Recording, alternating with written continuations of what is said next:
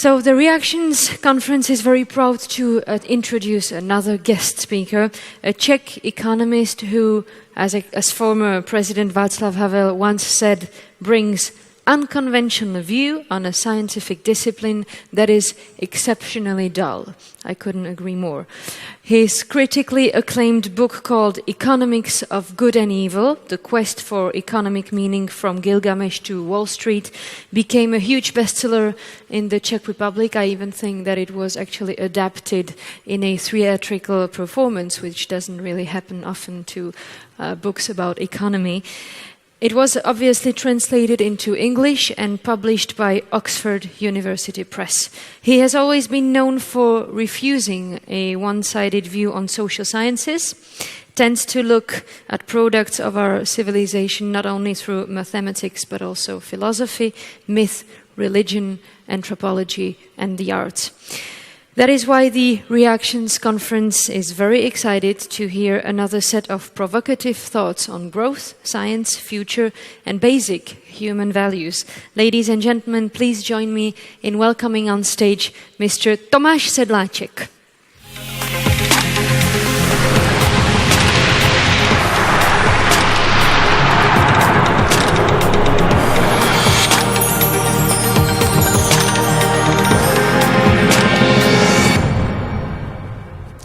Good afternoon. It's a great pleasure to be here with you. And I'd like to start with a question. I didn't get an assistant, so I'm going to just use you. How many of you have an alarm? That's like 5. Do the rest of you use an alarm to wake up? So how do you do that? You don't have an alarm and you use one. Children, okay. Where is your alarm? Right. So if I asked you, Emma, where your alarm is, you would probably say your alarm is somewhere on, for example, mine is on the introduction screen here. That is where my alarm is. But it isn't really. So those of you who rose your hand, you probably still have the old alarm, an alarm with a body, as I think they will be remembered one day. You know this song, Video Killed the Radio Star? So video didn't kill the radio star. It was actually the internet that killed the radio star. If you check your cell phone, you will see that there is no radio there. And in the same way, the digital killed the alarm in the body, but the spirit of the alarm keeps marching on here. What is it that survived from the alarm? The body's dead, laying somewhere in the, making our carbon footstep. But can I actually move? Ooh. Okay. So it's maybe a little bit more comfortable for me like this. What remained, what would you say that the thing that remained of the alarm, how would you call it? Concept, yeah? Sound, okay. An idea. Programmers, how would a programmer call it? An algorithm. An algorithm of the alarm. How would Aristotle call it? The telos, the purpose, the raison d'etre of the alarm survived. Plato would call it the alarmness of the alarm. Or you could also call it the spirit of the alarm. And I think in a nutshell, this is what's going to happen to us as mankind. We will die in the body and we will continue living in the same form that an alarm clock is no longer a clock, but it lives in this absolute new space called the internet. Now, you all wear this, and you all wear it on the most sensitive parts of your body, I suppose. It's either close to your heart or in your pocket. It is the most intimate thing you've had a relationship with. Even your wife or your husband, you don't go with them as frequently as you can't be without your cell phone. It's become an extension of yourself. Now, there is a lot of talk about what's happening to mankind, and I'd like to actually bring your attention to sort of the provocative side of it, and maybe take a bird's-eye view and consider that the biological form of existence, which we enjoyed for thousands and hundreds of thousands of years, may be not the final one of evolution. Maybe a biological evolution is a forerunner into a sort of a spiritual form of being. Now, you have noticed how much this has vacuum cleaned things around you. Your alarm clock, your flashlight, your watch, your camera, your pictures, your friends. You can now communicate with your mother anytime in the world, but you're not really talking with your mother. It sounds like your mother, but you're actually talking to a machine. And this is the nice thing about sort of capitalism. That's where the economy comes in. 200 years ago, 99% of communication was direct. We didn't need market for me to talk with my mother. Today, 99% of our communication is telecommunication. We need thousands of people. When I want to talk with my mother, it looks really easy. I just press a button and I get her. But what I really do is I'm employing thousands of people. So the capitalist or the specialized economy is bridging the gaps which it itself created. So I want to talk with you how the future is, or the present is already changing us. Now, you know there is a great debate that machines will one day, or already are, substituting our work. They will crowd out human labor. There is a lot of talk about, among economists, oh, I got some sugar. There is a lot of talk about, in economics, and the debate is called, will we go the way of horses? Will human labor go the way of horses? I mean, we still ride horses, but for fun. We don't actually use them for transport. The biggest joke, the biggest insult, I think, to horses must be whenever I see these trucks that are actually transporting horses, they're using cars to transport horses. That's how human labor will soon look like. So this is an old debate. You've heard this one many times, that robots will substitute our labor. But as an economist, there is the demand side missing. So my question is, what if robots not only substitute our supply, our labor, and all that we toiled for millennia? What if they don't only substitute supply? What if they also substitute our desires? So I think soon we will live in a world where a machine will know you better than you know yourself. We are entering a new world. 10 years ago, it was unimaginable that we would live in a different world than this one. Today, it's not yet possible, of course, but it's imaginable that a person would spend his or her lifetime basically digitally blinded by virtual reality and earphones. We've created a new world where only our rules apply. I love the demonstrations here, and so far science and the whole idea of culture was to discover the rules of nature that we didn't create. We are discovering them, and we are using them to our benefit, somehow tricking them around. So we know how gravity functions, that's how we can fly. But we can't really change the fact that there is a certain amount of gravity on planet Earth. Now, in this digital world, we can. There is no rule here that isn't man-made. Gravity in this field is optional. So, as much as you like chemistry, I always loved physics, quantum physics and Einstein and all that. And you know that our friends, the physicists, they've been looking for wormholes in outer space. Wormhole is time-space bend so aggressive that it takes you to a different time-space dimension. We've never really found a proper wormhole in outer space, unless, of course, you enjoy Star Wars and Star Trek. But you all carry a wormhole in your pocket. This is a black mirror that zooms you. It's a gate into a new world. Now, from the beginning of mankind, we have been going forward by going more and more abstract, by using small little piece of clay or iron and adding value to it. First time this happened was when a man, or a woman, could have been maybe, picked a stone. A stone is just a stone until you give it purpose, and that purpose was given by humankind, and that stone became a knife or a tool. That was the first time that human beings started thinking abstractly. And ever since then, you can see that the wealth of nations has always been in the nation that was able to be more abstract than others. So a quick fly through two big trends that I've seen in the history of mankind that are, I think, today culminating.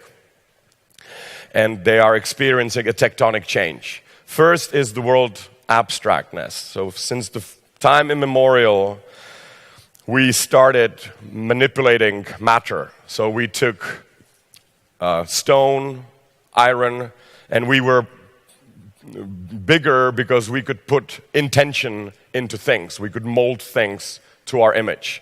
And today, as the society advances and advances further on, this level of abstractness is going bizarre. Let me give you an example. 3 companies that you all remember, 3 titans, if I may, of our age, completely different and each nicely located on the staircase to abstractness. IBM, Microsoft, and third comes Google. Mark the differences between these 3 titans. IBM used to produce things, knockable things. You could knock on IBM computers and servers, and if you wanted to, it wouldn't be very clever, but you could actually mold this back into an axe. It would be lower value added, but basically it's the same material. And with your magic, I'm sure we could do it. So that was IBM. They were actually creating really things with a G. Then comes Microsoft. These guys no longer make things. They make thinks with a K. It's a think. It's a software. It doesn't weigh anything. It's completely abstract, but you can still at least buy it. And you know that the Microsoft Office starts here and ends here. You can burn it on a CD, and you can come home if you're so inclined and tell your partner, today I bought Microsoft Office or something like that. But the difference between Microsoft and IBM is paramount. Microsoft only creates algorithms, systems, thought patterns, repetitive algorithms that they're not things, they're of spiritual kind rather than material kind. And if that's not enough, comes then the third, which is Google. Now mark the even bigger difference between Google and Microsoft. You can't even buy anything from Google. You can't come home and say, I bought this thing from Google. You get everything for free.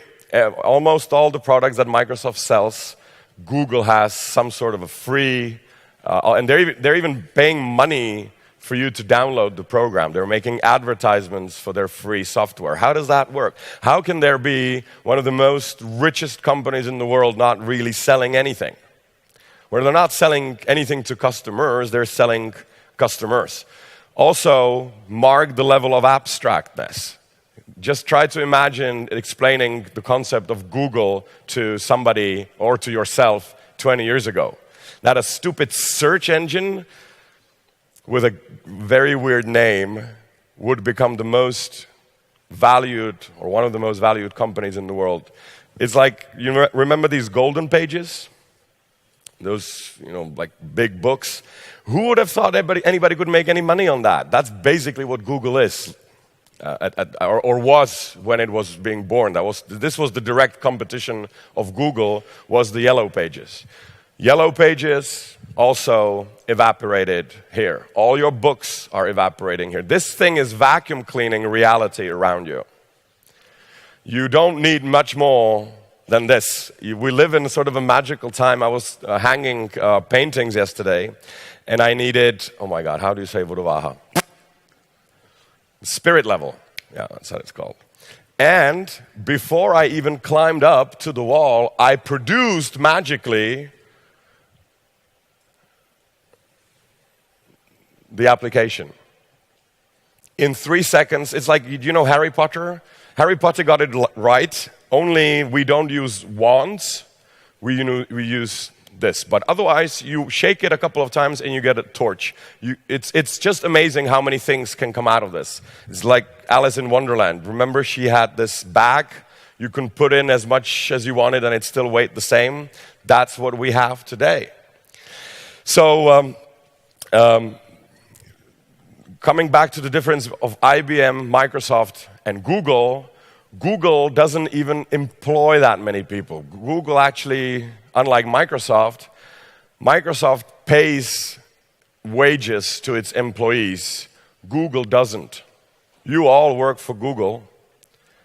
The more you use it, the more valuable it becomes, which is also quite interesting because if more people use your car, the value decreases. If more people use internet, the value increases. So this is the new habitat into which we are going. So my point is, throughout thousands of years, which I've been studying in my youth, through thousands of years, there's one trend in the economy, and that is going more and more abstract. I don't have, of course, all the details in the history, but I tried to demonstrate at least the last 3 moments. Now, the question is, for the clever ones, what will be the fourth step? So if it's IBM, Microsoft, Google, then what comes next? Of course, I don't know, but I have a suggestion. It's actually funny that a main product of Microsoft is called Windows. Now, Windows is something that allows you to see into the digital world, and I think this is an appropriate description of Windows. You can open it, you can close it, and in the periphery of the real, there is a small window which is digital. What I think will be the fourth, the one that comes after Google, maybe a product will be called, and I'm also here a little bit of a rocker when I was growing up, so I suggest we could call it the doors.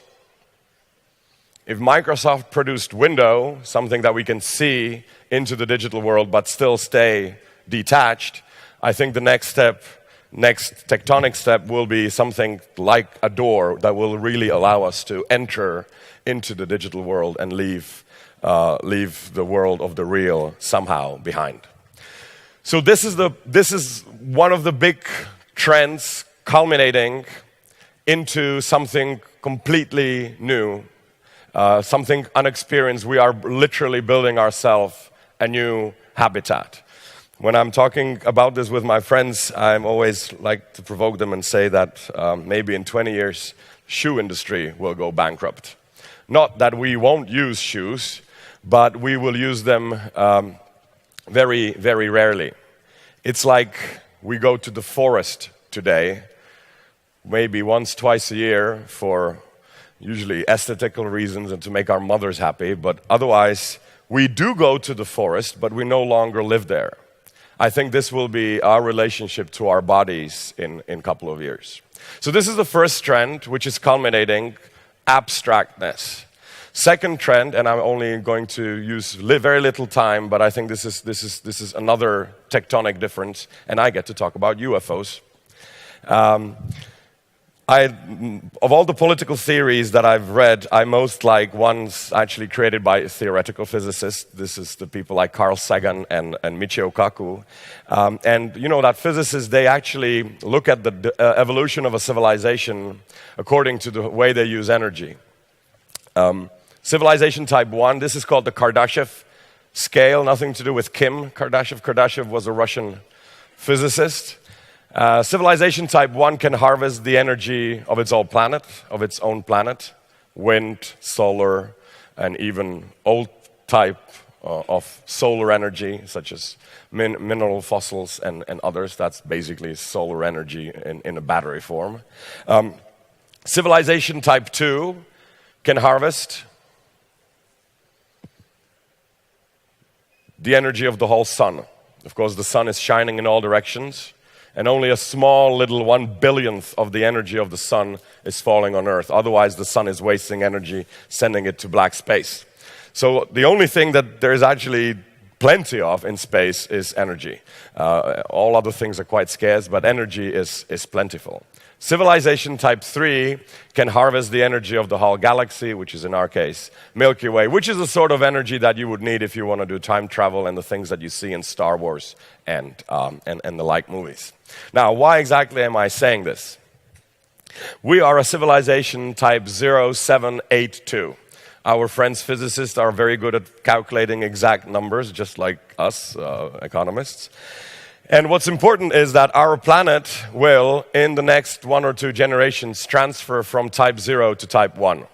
Our use of energy, which is of course mainly your field, will change. And the main difference between type 0 civilizations and type 1 civilizations is that type 1 is planetary.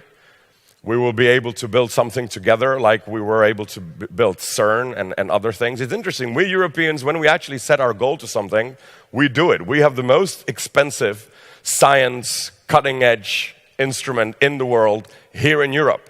I'm always saying Silicon Valley is nice with like applications that shave you a little bit better than your last one, but the real science is actually happening right here in Europe, and the sort of the hipster revolution of applications is peanuts compared to the sort of scientific breakthroughs that we can have thanks to CERN, which is a project that went unbelievably smooth, taking much more expensive than, for example, European budgets, but no problems around it. Anyway, type 0 is a local civilization. So politics is a typical product of type 0. Czechs against Slovaks, and Slovaks against Germans, and Germans against French, and French against everybody. What is going to be happening is that these 2 tectonic trends that I've been trying to follow for thousands of years are now going through a tectonic change. So let's give an example, and let me wrap up. How much more time do I have? I have no watches here. This is very dangerous. There you go. 4 minutes. I can do this perfectly. So, did you notice that Donald Trump had a Freudian slip of tongue when he was running for the president of the United States of America? This main motto, "Let's make America great again," contains in it a huge Freudian slip. Anybody noticed? No country called America. America is the name of a continent. So what he was saying, I was very happy, because I'm thinking to myself, finally we have a type 1 politician. Finally we have a politician who understands that the only way how to make United States of America, which I suppose what he meant, great again, is to really make America and the whole world great again. There's no safety for America if Mexico is going to be troubled, or Canada, which is much more likely. Donald Trump mistakenly announced the advent of thinking a little bit larger than just my own constituency. So I'm thinking, yeah, we have a president type 1 who wants to make Mexico great again, because Mexicans are also Americans. Canada is also part of America. And in this way, unknowingly, subconsciously, as a Freudian slip, this went unnoticed. So I'm hoping that maybe one day we will live in the world where we will be able to vote for politicians who will say, let's make the world great again. We live in a world where certain things are already type 1. For example, internet. Internet is a good good example of a type 1 institution. It is global, it really has it has global rules, it has no really national control. You can also maybe think of business. Business is also something that has gone from zero, from being limited by a nation to being global. But politics is typically zero. Now, the reason why I'm saying this is that physicists have developed this Kardashev scale so that they could explain a paradox called Fermi paradox. Fermi paradox basically says the universe has been around for 13.7 billion years, and our planet is a particularly young one. There must have been millions and billions of planets that have been inhibited by intelligent creatures. Why don't we see them? This is called the Fermi paradox. Why don't we have aliens flying all over us? It is much more likely that this scenario should be the case rather than the emptiness that we are observing. So the physicists put their heads together and said, well, it's not enough for the alien species to meet at the same place. They also have to meet at the same time, which, given 13.7 billion years, gives you a lot of time to come late. So, the bottom line is, transition from type 0 to type 1 is considered to be a very, very strong civilizational filter, meaning that previous civilization, aliens, most likely eliminated themselves going from type 0 to type 1.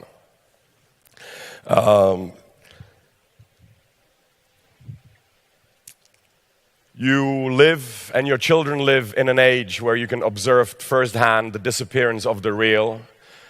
You will see the spiritualization of things that you would not even think that have a spirit. They have a spirit, such as, for example, the alarm. You will see the spiritualization of yourself. You will be able to witness, you and your children, how the real world becomes less and less real, and how fictional world becomes less and less fictional, and it becomes the true reality. We've gone through UFOs. I was trying to very quickly show how man's success has always been in going more and more abstract into completely bizarre realms of abstractness. I tried to demonstrate that on comparing IBM, Microsoft, Google, and maybe a company that we will see in 10 or 15 years, which will produce something called Doors, which will really immerse me in the digital world, make me able to really spend days and weeks and hours. Whether this is a good prospect or not, I don't know. But don't be sad. It's like the sadness of the wolves that they're leaving the forest and going to cities. Thank you very much for your attention, and enjoy the rest of the day.